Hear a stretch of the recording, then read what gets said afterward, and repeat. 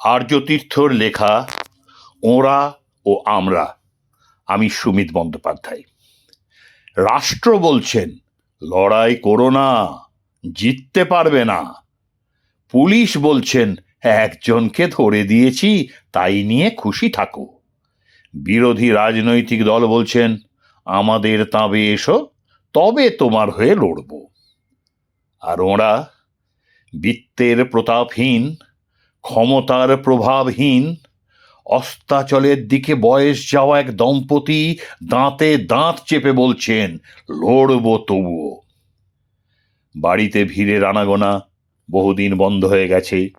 সাংবাদিকের ক্যামেরা বাইটের খোঁজে এখন আর ঘোরে না আশেপাশে। চ্যানেলে চ্যানেলে কত নতুন ইস্যু উঠে এসেছে। পাশেই জ্বলছে বাংলাদেশ, সেই বিদেশ নিয়ে দেশ সরগরম। এ সময় দৈনিক 90টা সরকারি নথিকৃত ধর্ষণের দেশে একটিতে মন দিলে টিআরপির লোকসান। ওরা বাকি সমস্ত সংবাদ ঠেলে শুধু 9 আগস্ট একটা তছনছ করা ফোনে আটকে রয়েছেন। মানুষ না থাক, কোল ঘেঁষে ভিড় করে রয়েছে অজস্র আত্মজা স্মৃতি, যাদের 4 হাতে আগলিয়ে ওরা মন্ত্র জপার মতো বলে চলেছেন তবুও লড়ব, শ্বাসের সমাপ্তি পর্যন্ত, শরীরে রক্ত প্রবাহ চালু থাকা পর্যন্ত লড়ব। নামি উকিল তাঁর শিষ্য সহ হাত গুটিয়ে নিয়েছেন। আদালত ক্রমেই শুনানি দিন আরও লম্বা বিরতিতে ফেলছেন। সকলেই জানে এই রাবার ব্যান্ডে স্থিতিস্থাপকতা অসীম, বাড়তেই থাকবে ওটা বছর দশক পেরিয়ে শতাব্দীর দিকে। সিবিআই প্রায় বলেই দিয়েছেন এর বেশি কিছু আর তদন্ত এগোবে না। সরকার না বলেও স্পষ্ট করে দিয়েছেন এগোলেও হবে কচুপোড়া। যাদের উপর জাস্টিস দেওয়ার ভার, তারা হয় হাত ঝেড়ে ফেলেছেন অথবা দায় চালান করে দিচ্ছেন অন্য কাঁধে।